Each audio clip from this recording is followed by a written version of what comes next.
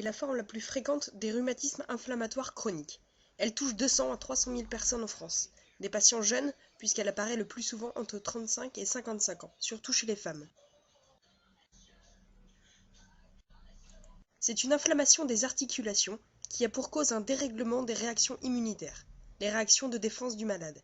C'est-à-dire que les défenses de l'organisme se retournent contre le patient et vont détériorer ses articulations. Alors les localisations les plus fréquentes, ce sont les mains, surtout au niveau des phalanges, les poignets, les coudes, les hanches, les genoux, ainsi que les chevilles. Avant d'en dire plus, on va rappeler déjà ce qu'il y a dans une articulation. Une articulation est composée au moins de deux extrémités osseuses qui sont maintenues par des ligaments et des tendons des muscles. Ces extrémités sont recouvertes de cartilage. Que vous voyez ici, une membrane très particulière que l'on nomme membrane synoviale. Son but est de protéger l'articulation et faciliter les mouvements en sécrétant en permanence un véritable lubrifiant des os que vous voyez ici, c'est le liquide synovial. Au cours de la polyarthrite rhumatoïde, cette membrane est le siège d'une inflammation. Elle sécrète une quantité trop importante de liquide synovial. Il y a alors un épanchement des synovies. Ce phénomène se produit dans chaque rhumatisme où il existe une inflammation d'une articulation. Mais il se caractérise au cours de la polyarthrite rhumatoïde par le fait que les cellules de la membrane synoviale se multiplient anormalement. Il en résulte un épaississement de cette membrane que l'on appelle panus synovial. Ce dernier va entraîner une véritable cascade de réactions inflammatoires qui va détruire peu à peu l'articulation. Celle-ci gonfle, devient douloureuse, rouge et chaude. On peut observer ce panus sur une radiographie des doigts. Vous voyez ici sur cette image l'épaississement de la membrane au niveau de l'articulation des phalanges.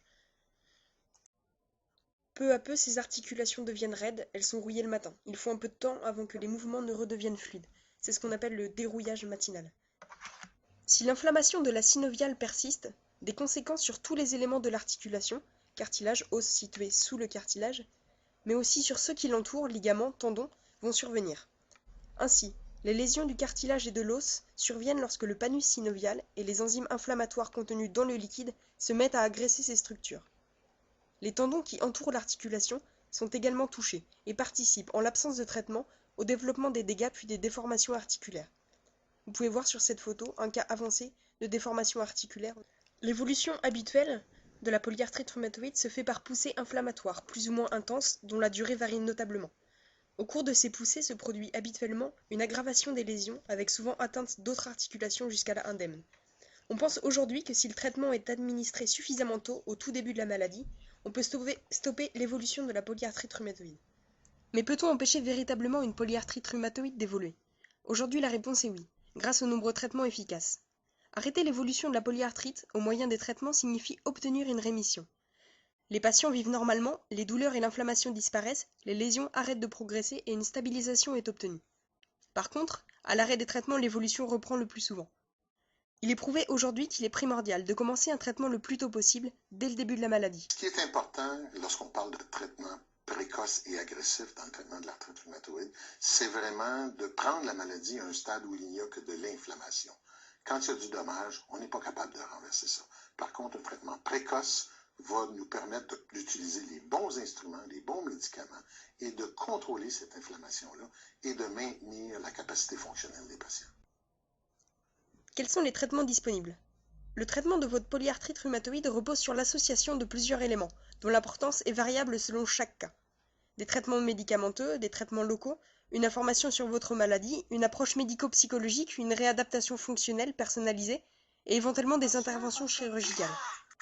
Il est donc facile de comprendre que pour être pris en charge correctement, vous aurez besoin de l'intervention de plusieurs types de personnels de santé médicaux et paramédicaux.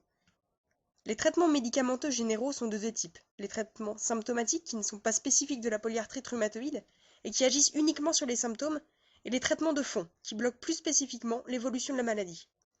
Dans la première catégorie, on trouve les antalgiques contre la douleur, les anti-inflammatoires non stéroïdiens et les corticoïdes qui combattent l'inflammation. Dans les traitements de fond, il existe les méthotrexates, les antipaludiens de synthèse, les sels d'or, les immunosuppresseurs. Les traitements locaux, c'est-à-dire au niveau des articulations atteintes, sont les ponctions évacuatrices et les infiltrations de corticoïdes, les synoviorthèses, les synovectomies arthroscopiques. L'éducation et l'information délivrée sur la polyarthrite rhumatoïde consistent par exemple à lutter contre l'idée reçue qu'il faille réduire ses activités lorsqu'on est porteur d'un rhumatisme inflammatoire. Au contraire, le mouvement est tout à fait bénéfique et doit être encouragé. Il faut par exemple apprendre les gestes à éviter et les bonnes manières pour prendre les objets. La réadaptation fonctionnelle est très importante au cours de la polyarthrite rhumatoïde, quel que soit le stade de la maladie, mais elle doit être modulée en fonction de l'évolution. Elle permet de limiter la survenue des déformations, d'assurer le maintien de la qualité des muscles et de lutter contre l'enraidissement. Ce sont des ergothérapeutes et des kinésithérapeutes spécialisés qui pourront s'en charger. Les appareillages pourront également être réalisés en fonction des besoins. Il est normal que l'annonce du diagnostic de polyarthrite rhumatoïde vous amène à penser aux changements qui peuvent potentiellement affecter votre vie. Mais au lieu de renoncer à les faire, il faut apprendre à les réaliser différemment.